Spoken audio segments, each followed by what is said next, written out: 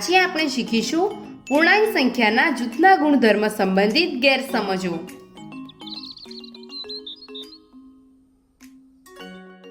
ગેરસમજ 1। પુનીત અને પ્રિયાને ઋણ 34, 25 અને 4ની બાદબાકીનું પરિણામ મેળવવું હતું।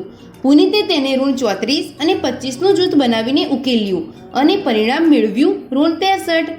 રિયાએ તેને 25 અને 4નું જૂથ બનાવીને ઉકેલ્યું અને પરિણામ મેળવ્યું ઋણ 55। તો જણાવો કોણ સાચું છે? પૂર્ણાંક સંખ્યાની બાદબાકી કરતી વખતે ઘણી વખત એ અવગણી દેવામાં આવે છે કે પૂર્ણાંક સંખ્યા માટે બાદબાકી જૂથનો ગુણધર્મ ધરાવતી નથી। એટલે કે કોઈ પણ 3 પૂર્ણાંક સંખ્યા a b c માટે કૌંસમાં a ઓછા b ઓછા c બરાબર a ઓછા કૌંસમાં b ઓછા c ના બરાબર નથી। અહીંયા પ્રિયાએ તેને 25 અને 4નું જૂથ બનાવીને ઉકેલ્યું છે, તેથી તેને ઋણ 55 એ ખોટું પરિણામ મળ્યું છે।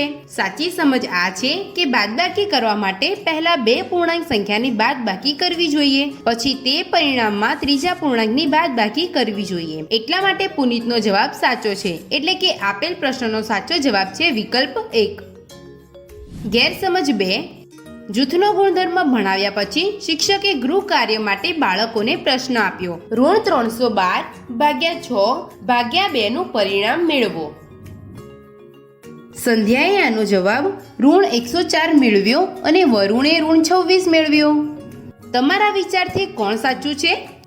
હંમેશા બાળકો એ અવગણે છે કે પૂર્ણાંક સંખ્યા માટે ભાગાકાર જૂથનો ગુણધર્મ ધરાવતો નથી। એટલે કે કોઈ પણ 3 પૂર્ણાંક a b c માટે a ભાગ્યા b ભાગ્યા c a ભાગ્યા b ભાગ્યા c ના બરાબર નથી। તે જુએ છે કે 6 નો 2 વડે ભાગાકાર કરવો એ ઋણ 312 ને 6 વડે ભાગાકાર કરવો સહેલો છે, એટલા માટે તે પહેલા 6 નો 2 વડે ભાગાકાર કરે છે અને પછી તેના પરિણામને 3 થી ઋણ 312 નો ભાગાકાર કરે છે। આથી પરિણામ મળે છે ઋણ 104। આ એક ખોટી સમજ છે। પૂર્ણાંક સંખ્યાઓ ભાગાકાર માટે જૂથનો ગુણધર્મ ધરાવતી નથી। એટલા માટે આપેલ ઉદાહરણને ઉકેલવા માટે આપણે 6 અને 2 ના જૂથ નથી બનાવી શકતા। આને ઉકેલવા માટે પહેલા આપણે ઋણ 312 અને 6 નું જૂથ બનાવવું પડશે। આ જૂથને ઉકેલવાથી તેનું મૂલ્ય મળશે ઋણ 52। પછી આપણે ઋણ 52 નો 2 વડે ભાગાકાર કરવો પડશે। આનાથી સાચું પરિણામ મળશે ઋણ 26। આથી આપણે કહી શકીએ છીએ કે સંધ્યાએ ખોટો જવાબ આપ્યો છે અને વરુણે સાચો। ગેરસમજ 3। સુધીર અને નયન ઋણ 16 ગુણ્યા 2 ગુણ્યા 5 ને ઉકેલી રહ્યા હતા। તેમણે આ પ્રમાણે ઉકેલ મેળવ્યો। શોધો કે કોણ સાચું છે? ઘણીવાર બાળકો કૌંસની બહારની સંખ્યાનો કૌંસની અંદરની બંને સંખ્યા સાથે ગુણાકાર કરે છે। આ એક ખોટી સમજ છે, એટલે સુધીરને ખોટો જવાબ મળ્યો છે।